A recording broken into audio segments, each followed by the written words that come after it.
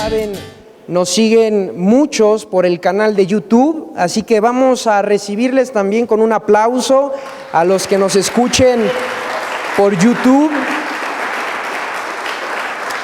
Gracias a Dios por que se puede la palabra de Dios difundir a través de los medios como YouTube y que más personas puedan seguir conociendo la palabra de Dios.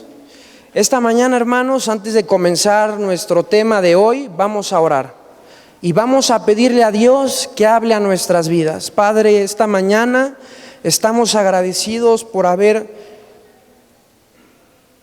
podido despertar, poder tener vida, salud, pero sobre todas las cosas, tener a tu Hijo Jesús en nuestro corazón.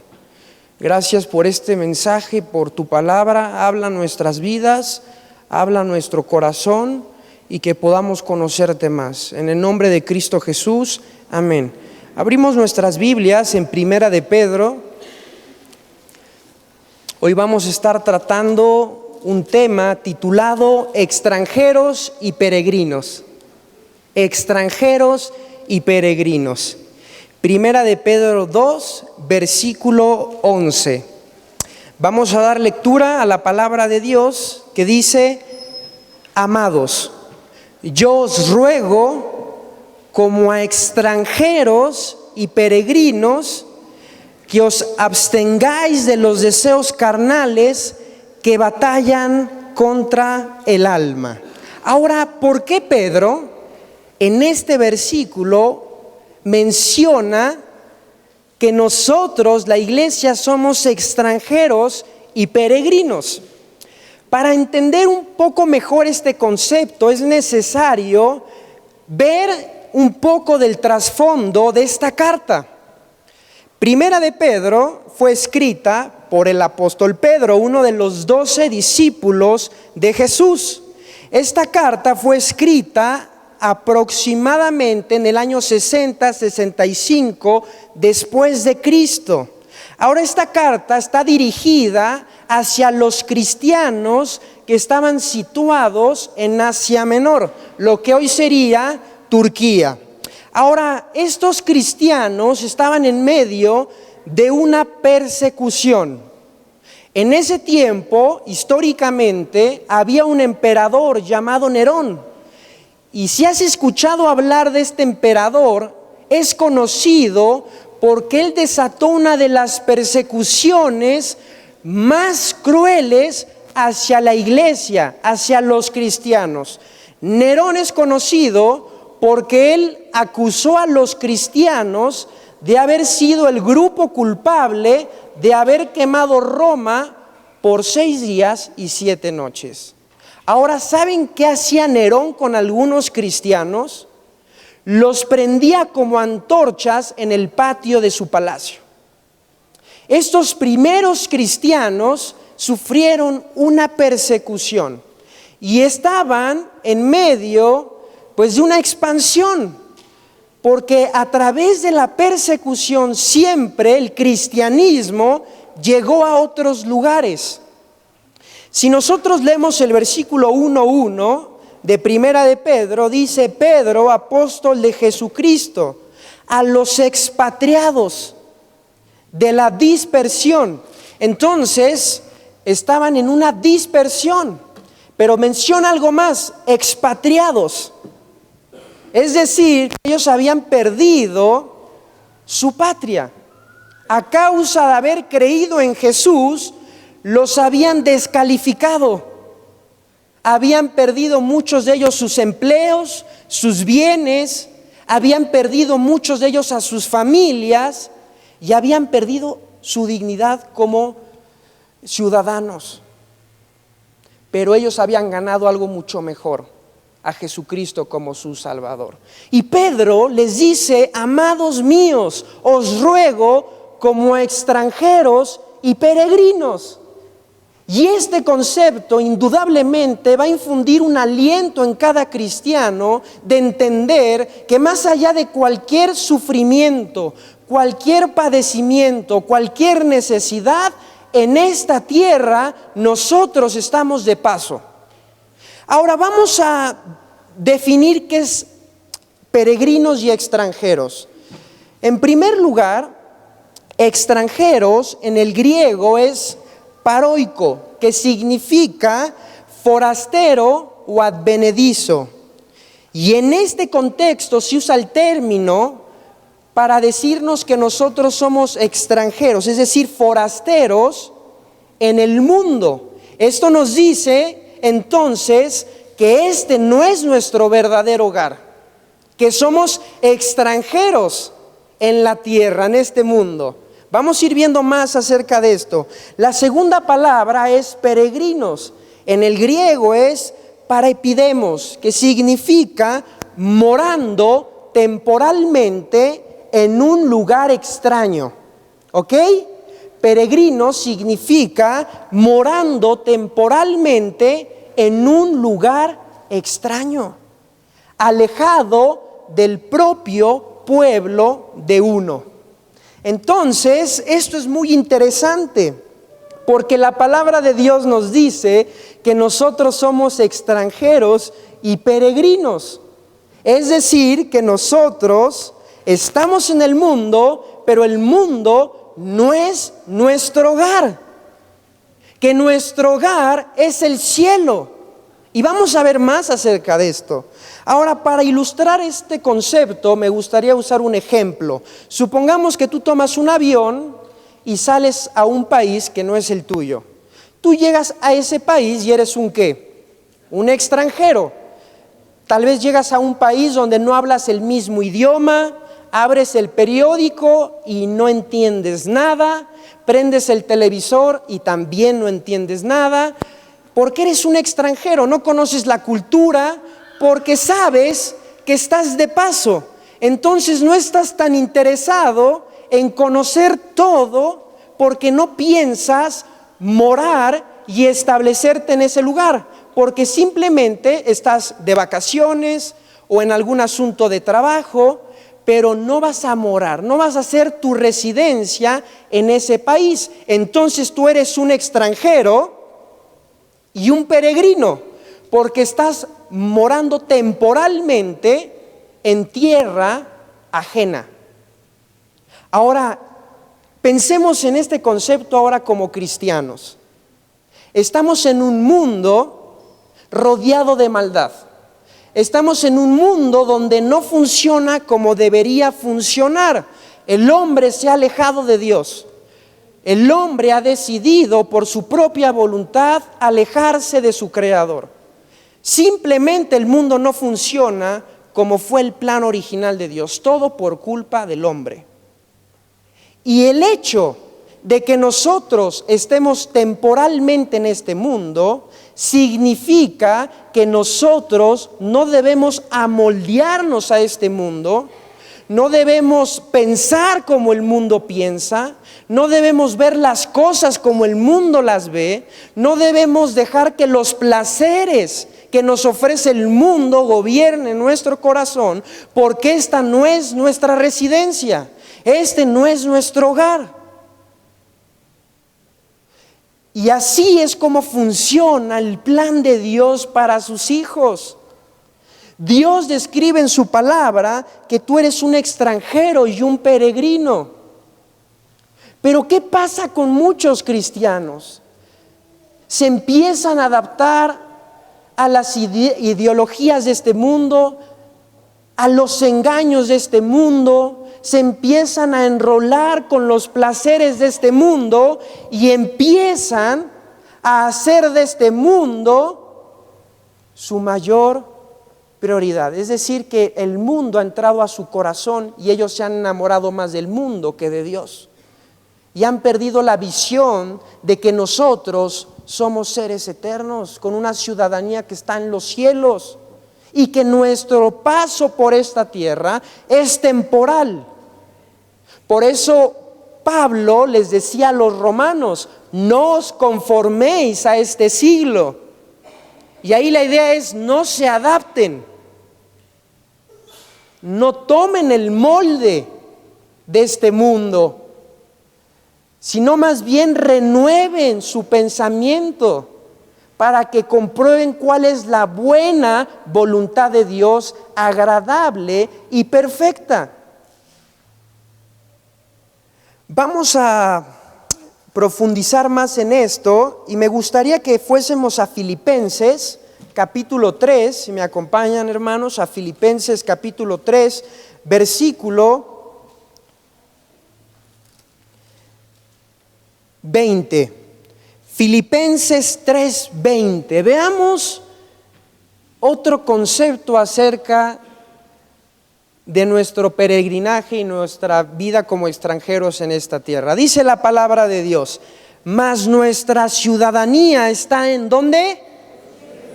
En los cielos, de donde también esperamos al Salvador, al Señor Jesucristo. Ahora, aquí la palabra ciudadanía en el griego es politeuo, que significa actuar como un ciudadano.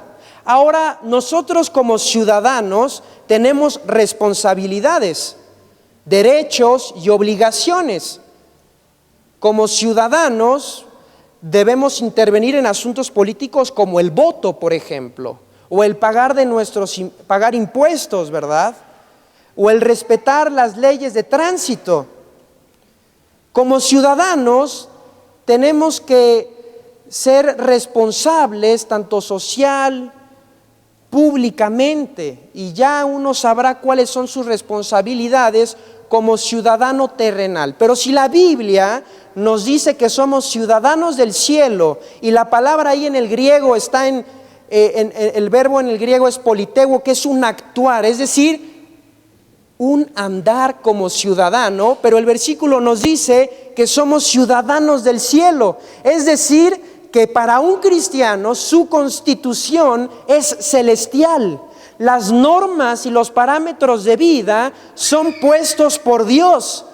Mi actuar como ciudadano debe ser conforme a donde está mi residencia. ¿Y cuál es mi residencia? El cielo. ¿Y de dónde proviene mi forma de vivir? A través de la palabra de Dios. ¿Y la palabra de Dios de quién proviene? De Dios. Y Dios mora en el cielo. Entonces, este versículo es magnífico, es hermoso. Mas nuestra ciudadanía está en los cielos. Nuestra residencia está ¿dónde, hermanos? En el cielo. Ahora, la iglesia de Filipos, la ciudad de Filipos, era una ciudad colonizada por los romanos. Era una ciudad muy importante para los romanos. Fue fundada por el padre de Alejandro el Magno. Entonces, ahí era muy estricto el hecho de decirte romano y cumplir como un ciudadano romano. No ha habido un imperio más poderoso que el romano. De hecho, en su tiempo, el ser romano era un prestigio y era de mucha dignidad, porque eso era como el hecho de decir: tengo la ciudadanía más importante del mundo. Y muchos de estos hermanos se jactaban por ser romanos, se sentían importantes por su ciudadanía romana. Y Pablo les dice: ¿saben algo? Hay una ciudadanía mayor, hay una que no se compara a ninguna ciudadanía terrenal. ¿Y sabes cuál es? La del cielo. Mas nuestra ciudadanía está en los cielos. ¡Wow! No sé qué causa eso en tu corazón, pero realmente ese concepto cambia totalmente mi perspectiva de la vida. Qué increíble saber que somos ciudadanos del cielo. Pero nuestro actuar debe ser conforme el lugar de residencia que nosotros, más bien de nuestro verdadero hogar. Debe ser conforme a nuestro hogar. Eres un ciudadano del cielo. Ahora aquí surge una pregunta, y en esto quiero centrar el mensaje de hoy. Entonces, ¿cuál es nuestra responsabilidad como ciudadano del cielo? ¿Cuáles deben ser mis deberes como ciudadano del cielo? Y para ello me gustaría ir a 2 de Corintios, rápidamente, si me acompañan, capítulo 5, versículo 16. Dice así la palabra de Dios, 2 de Corintios 5, 16, un versículo que vamos a conocer todos, o si es que hoy vienes por primera vez, qué alegría el que estés aquí y te encuentres hoy con Jesús. Y hoy puedas salir de este lugar diciendo, yo también ya soy ciudadano del cielo. Eso sería una bendición. Dice, de manera que nosotros, de aquí en adelante, a nadie conocemos según la carne. Y aun si a Cristo conocimos según la carne, ya no lo conocemos así. Y el 17 dice, de modo que si alguno está en Cristo, nueva criatura es. Las cosas viejas pasaron, he aquí todas son hechas nuevas. Y veamos con atención los siguientes versículos. Dice el 18, y todo esto proviene de Dios, quien nos reconcilió consigo mismo por Cristo y nos dio el ministerio de la reconciliación. Que Dios estaba en Cristo reconciliando consigo al mundo, no tomándoles en cuenta a los hombres sus pecados, y nos encargó a nosotros la palabra de la reconciliación. Así que somos embajadores en nombre de Cristo. Como si Dios rogase por medio de nosotros, os rogamos en nombre de Cristo, reconciliaos con Dios. Estos versículos son extraordinarios. En primer lugar, nos dice que si uno está en Cristo, nueva criatura es. Y ahí la palabra es nueva creación. Nosotros fuimos creados, según Génesis, a la imagen y semejanza de Dios. Génesis 1:24. Ahora esto nos dice que nosotros fuimos creados con ciertas características que Dios tiene, no en el aspecto físico, ni en el aspecto superficial, pero sí en un aspecto más emocional y espiritual. Tú fuiste creado con una voluntad para seguir a Dios. El hombre fue creado con emociones para amar a Dios. Y Dios le dio intelecto al hombre para conocer a Dios. Dios es amor, Dios es omnisciente y Dios tiene una voluntad. El hombre usó su voluntad para desobedecer a Dios. Usó sus emociones para amar más los placeres que a Dios. Y usó su intelecto para envanecerse en su propio razonamiento. ¿Y qué pasó? Perdimos ese diseño original, perdimos nuestra verdadera identidad. Pero cuando uno llega a los pies de Cristo, cuando uno nace de nuevo espiritualmente, otra vez eso que se había perdido por nuestros pecados es nuevamente puesto en el hombre. Y nace espiritualmente, es una nueva creación. Y las cosas viejas pasan. Y eres una nueva criatura. Como nueva criatura, Dios te ha dado responsabilidades. Y Dios a ti y a mí nos ha dejado un gran ministerio. Ya entendiendo que somos extranjeros y peregrinos y que somos ciudadanos del cielo, ahora nosotros debemos entender cuál es una gran responsabilidad que necesitamos asumir como hijos de Dios. Y aquí menciona la palabra de Dios, una palabra muy interesante, reconciliación. Que en Cristo los hombres se pueden reconciliar con Dios. La palabra reconciliar es restablecer la concordia o amistad entre una o dos partes enemistadas. El hombre, por sus pecados, está separado de Dios. Y a través del sacrificio de Jesús en la cruz del Calvario, creyendo en esa obra, que su sangre fue derramada, que Él resucitó al tercer día, tenemos perdón de pecados. Y somos reconciliados. Lo que se perdió, nuevamente se restablece. Y ahí es donde podemos tener comunión con Dios. Y podemos llamar a Dios nuestro amigo. porque podemos tener una relación con Él. Ahora, luego nos dice que nos ha dado ahora Jesús el ministerio de la reconciliación y que por eso somos embajadores. Ahora, ¿quién es un embajador? ¿Qué hace un embajador? Un embajador es un agente diplomático de primera clase que representa a un país, a un estado y a un gobierno en otro país, en un país extranjero.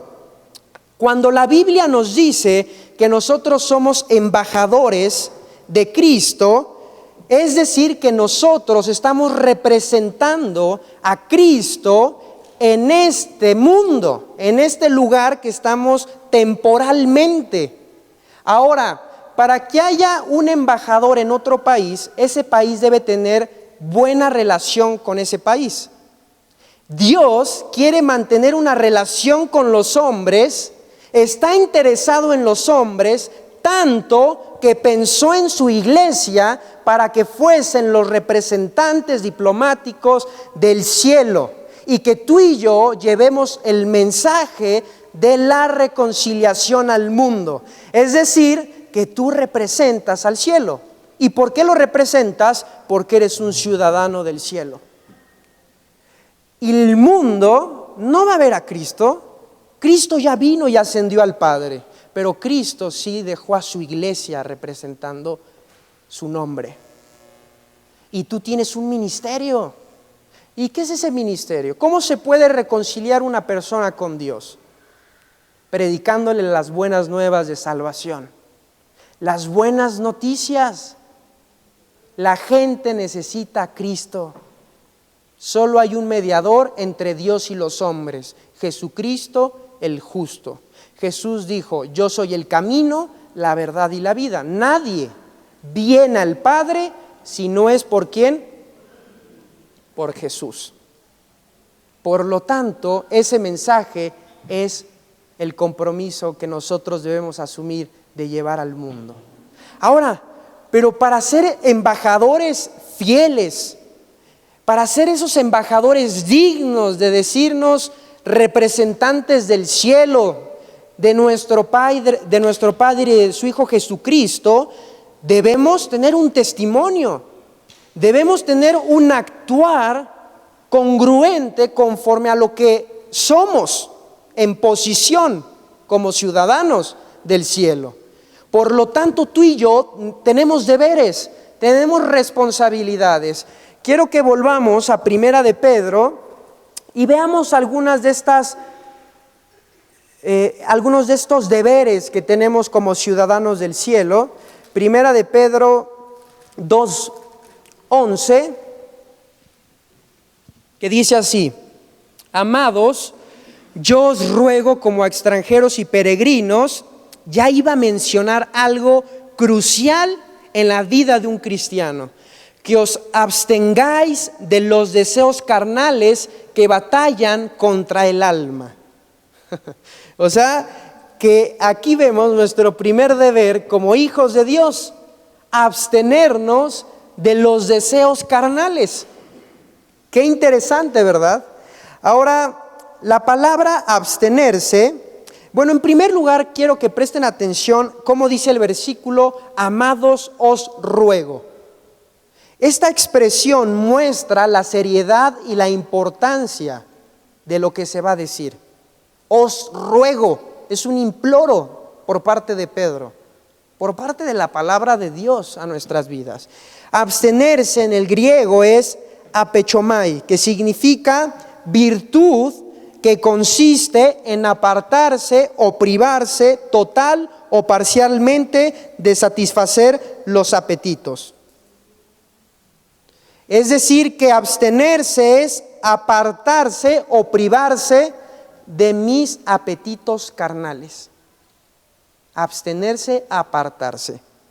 Ahora, esta misma palabra en el griego se usa en Primera de Tesalonicenses 4:3, si me acompañan, a Primera de Tesalonicenses 4:3, que dice la palabra de Dios: pues la voluntad de Dios es vuestra santificación.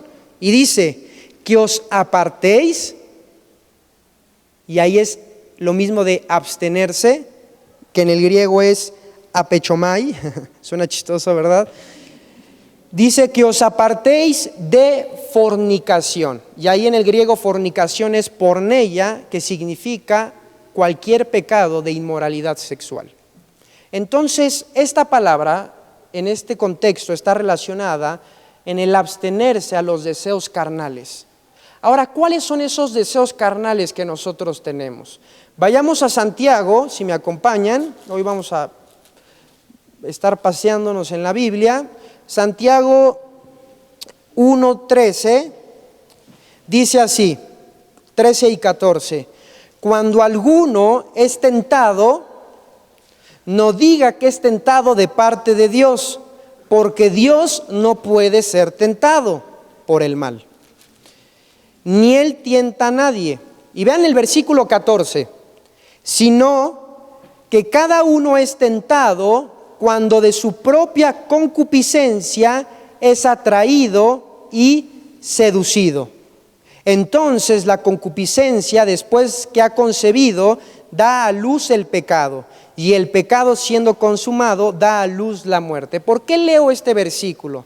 Porque la palabra concupiscencia en el griego es epiteua, y es la misma palabra que se usa para deseos en Primera de Pedro 2:11. Entonces, aquí nos está hablando de los deseos que tiene nuestra propia concupiscencia. La concupiscencia, hermanos, es el deseo desenfrenado, la pasión hacia lo carnal, hacia los pecados carnales.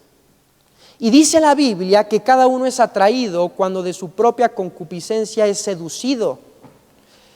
Y ahí vemos cómo es que la palabra de Dios nos dice que una vez concebido el pecado da a luz la muerte.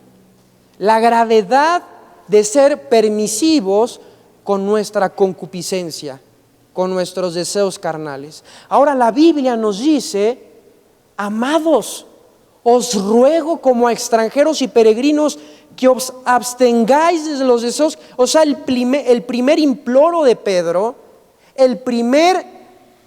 la primera exhortación, el primer mandato de Pedro es abstenernos de los deseos carnales. Y vaya que en eso radica la vida cristiana. Si ando en el espíritu o ando en los deseos de mi carne. Y si yo quiero ser un representante digno en esta tierra de Cristo, debo vivir en santidad. Porque Dios es santo. Y dice la Biblia, sed santos como yo soy santo, en toda su manera de vivir. Abstenernos de los deseos carnales, apartarnos. Colosenses, si me acompañan, veamos cuáles son algunos de estos deseos carnales. Colosenses capítulo 3, versículo 5, dice así la palabra de Dios. Haced morir, pues, lo terrenal en vosotros. Y veamos la lista. Fornicación, impureza, pasiones desordenadas, malos deseos y avaricia, que es idolatría. Cosas por las cuales la ira de Dios viene sobre los hijos de desobediencia, en los cuales vosotros también anduvisteis en otro tiempo cuando vivíais en ellas. Pero ahora dejad también vosotros todas estas cosas: ira, enojo, malicia, blasfemia, palabras deshonestas de vuestra boca.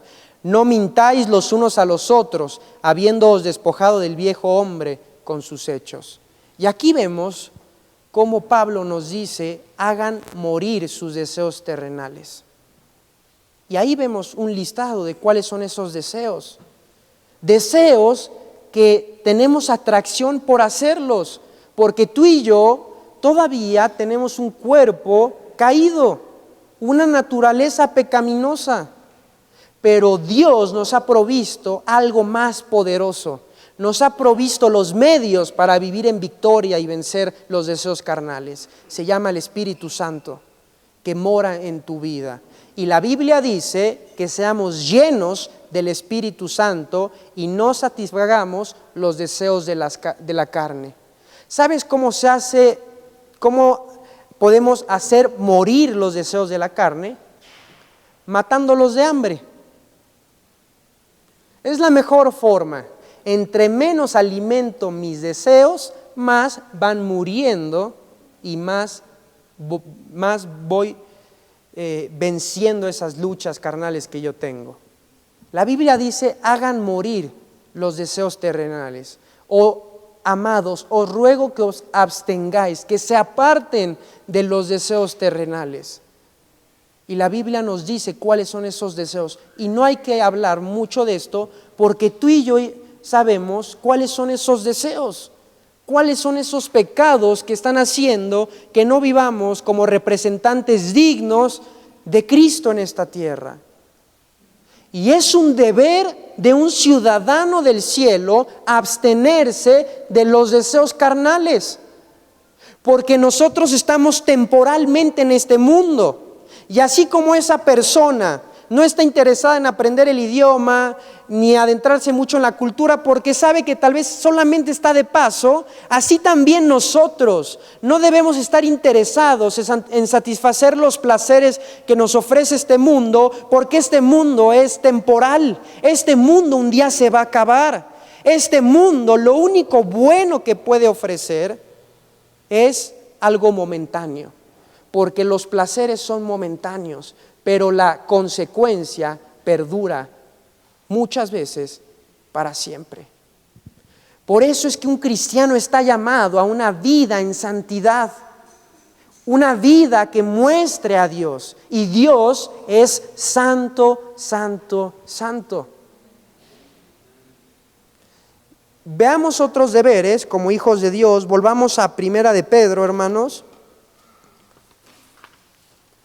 Y veamos por qué debemos vivir de esta forma. Y Pedro va a empezar a tratar otros temas y vamos a ir viendo rápidamente ciertas cosas. Dice, que os abstengáis de los deseos carnales que batallan contra el alma. Y vean lo que dice el versículo 12.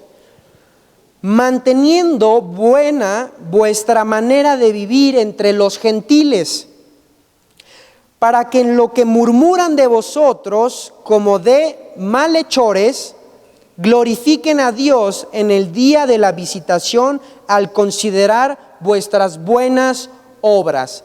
Y este versículo está hablando del testimonio que debemos tener ante el mundo. Los gentiles son todos aquellos que no han creído en Jesús, que no han conocido en quién está la verdad. Y la Biblia nos dice que nosotros debemos tener un buen testimonio para que no seamos llamados malhechores. Ahora, la palabra malhechor es muy interesante. En el griego es kakopoios, que significa un criminal, literalmente. Uno que hace el mal. O sea, muchos cristianos los estaban llamando criminales en su momento. ¿Y sabes por qué pasa esto? Porque cuando un cristiano no es congruente con lo que afirma creer, su testimonio se viene abajo ante los hombres. Y los hombres toman ocasión para burlarse de aquel que se dice cristiano, santo, hijo de Dios, ciudadano del cielo, extranjero o peregrino. Y ahí pierdes credibilidad en tu vida. Y un embajador no le puede suceder eso. Porque entonces, ¿cómo podría yo llevar el mensaje de reconciliación si no soy congruente con aquello que voy a predicar? Y ahí está la armonía del creyente con el conocimiento y la práctica. Una persona sabia es aquella que pone por obra lo que va conociendo de la palabra de Dios. Y en este versículo nos dice que debemos ser testimonio ante los gentiles. Y después nos va a dar ciertos mandatos. Por ejemplo, en el versículo 13 dice, por causa del Señor, someteos a toda institución humana, ya sea al rey como a superior, y a los gobernadores como por él enviados por castigo de los malhechores y alabanza de los que hacen bien. Porque esta es la voluntad de Dios, que haciendo bien hagáis callar la ignorancia de los hombres insensatos. Ahora, ¿qué sucede con este concepto de ser extranjeros y peregrinos? Muchas veces personas dicen, entonces si estoy de paso, pues comamos y bebamos, ¿no? Que al fin moriremos. O otros dirán, entonces ¿para qué trabajo? No, es que como embajadores debemos ser honrados en todos los aspectos de nuestra vida. Y Pedro les dice, sométanse a los gobiernos instituidos. Y realmente esto es de impacto porque el ser sumisos a las instituciones de autoridad que tenemos muestra un testimonio. La Biblia habla de que esto es un testimonio, que seamos fieles con lo que se nos pide. Ahora, la fidelidad y la sumisión está hasta donde la palabra de Dios no sea violada. Porque nuestra primer y última constitución es la de Dios. Ante todas las cosas, nuestro principal medio de conducta y de fe es la palabra de Dios. Pero si una ley no va en contra de la palabra de Dios, yo no debo quejarme ni ir en contra, porque yo debo reflejar que soy maduro y congruente y cumplo. Y eso es un testimonio.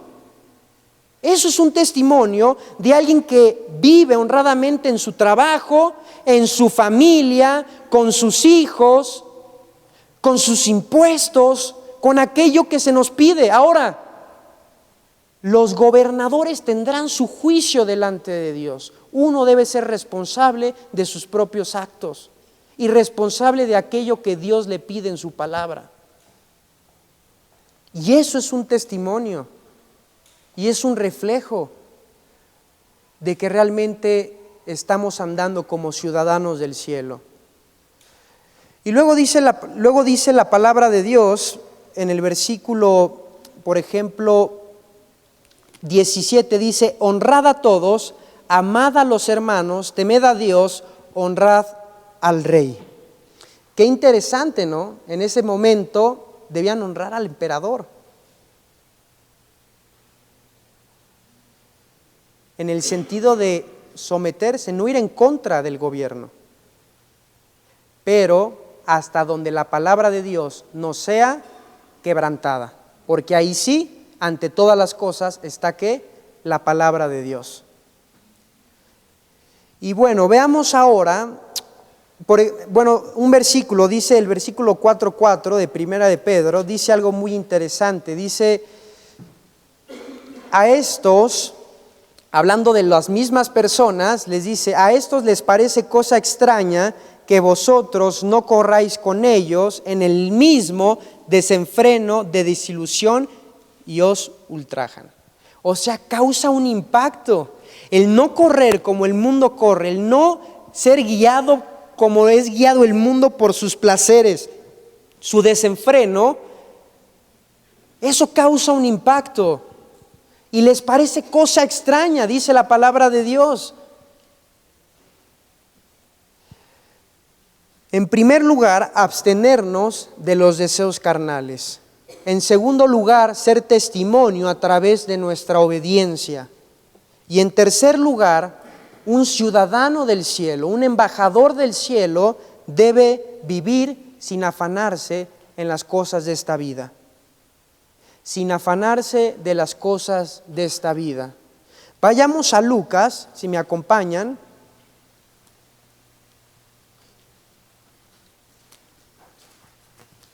Lucas capítulo 21,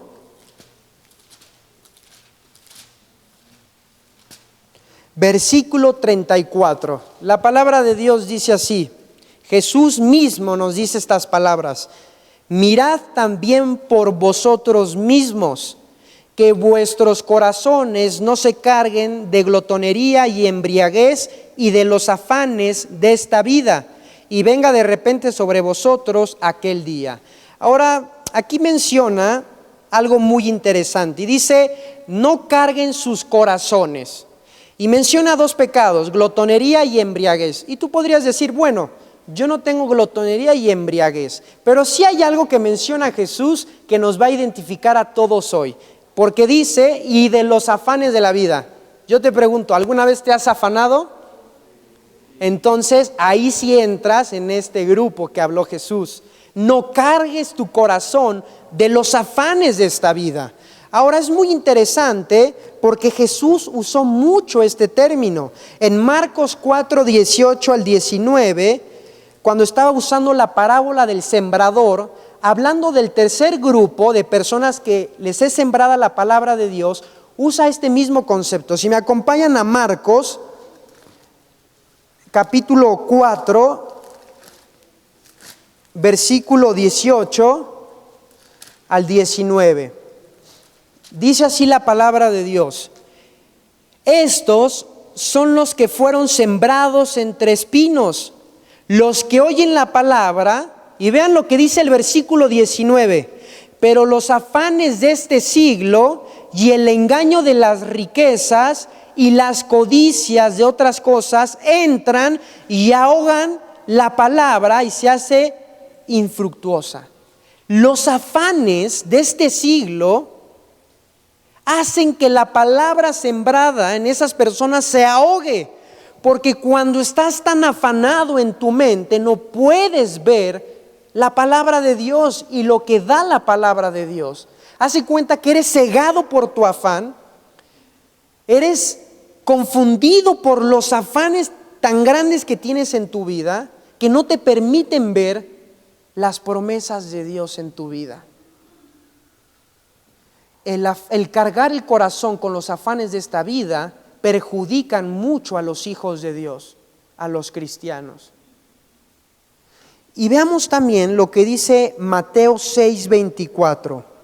Mateo 6:24. Y aquí nos va a hablar Jesús en algo muy importante. Dice, ninguno puede servir a dos señores, porque o aborrecerá al uno y amará al otro, o estimará al uno y menospreciará al otro. No podéis servir a Dios y a las riquezas. ¿Qué pasa cuando nosotros servimos al mundo? Empezamos a priorizar tanto nuestra vida.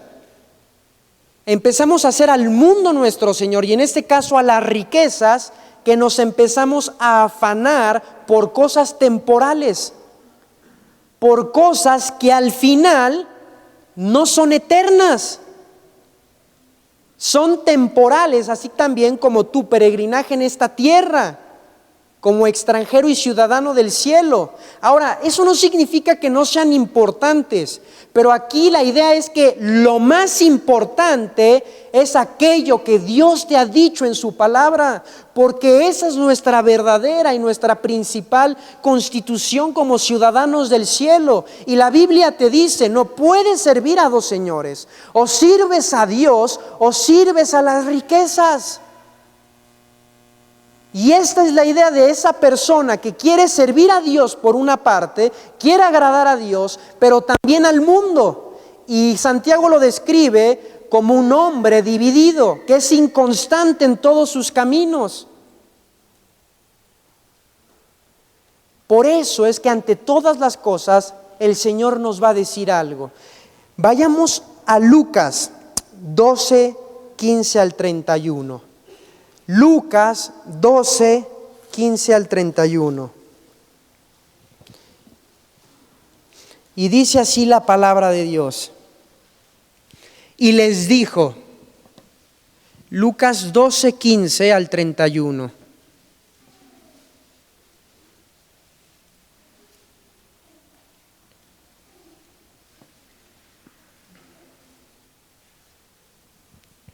Dice así la palabra de Dios. Perdón, estoy equivocado en mi cita. Me parece que es Marcos. Marcos 12.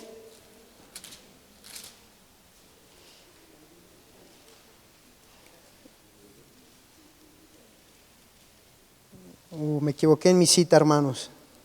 Bueno, les voy a leer los versículos, los tengo impresos, y a ver si alguien me ayuda a buscar mi cita. Dice así: por tanto os digo, no os afanéis por vuestra vida, qué comeréis, ni por el cuerpo, qué vestiréis. La vida es más que la comida, y el cuerpo que el vestido. Considerad los cuervos, que ni siembran ni siegan, que ni tienen despensa ni granero, y Dios los alimenta. Vean lo que dice el Señor en relación a los afanes de esta vida. ¿No valéis vosotros mucho más que las aves? ¿Quién de vosotros podrá con afanarse añadir? Dice, ¿no valéis vosotros mucho más que las aves? ¿Y quién de vosotros podrá añadir a su estatura un codo? Dice, pues si no podéis ni aun lo que es menos, ¿por qué os afanáis por lo demás? Considerad los lirios, cómo crecen, no trabajan ni hilan. Mas os digo que ni aun Salomón con toda su gloria se vistió como uno de ellos. Y si así viste Dios la hierba que hoy está en el campo y mañana es echada al horno, ¿cuánto más vosotros, hombres de poca fe? Vosotros pues no os preocupéis por lo que habéis de comer, ni por lo que habéis de beber, ni estéis ansiosos y con inquietud, porque todas estas cosas buscan las gentes del mundo. Pero dice, pero vuestro Padre sabe que tenéis necesidad de estas cosas. Mas buscad primeramente el reino de Dios, y todas estas cosas os serán ¿qué? Añadidas. ¡Wow! Aquí Jesús nos dice el hecho de saber que Jesús está al tanto de los animales, de lo más mínimo. ¿Cómo no va a estar interesado por nuestras necesidades? La Biblia dice que Dios conoce tus necesidades, de aquello que estás tan afanado en tu vida, de aquello que te preocupas constantemente en tu vida. Dios mejor que nadie sabe esa necesidad que tú tienes. Y tú tienes un gran valor delante de Dios como un hijo suyo. Pero aquí estos pasajes nos ponen una condición.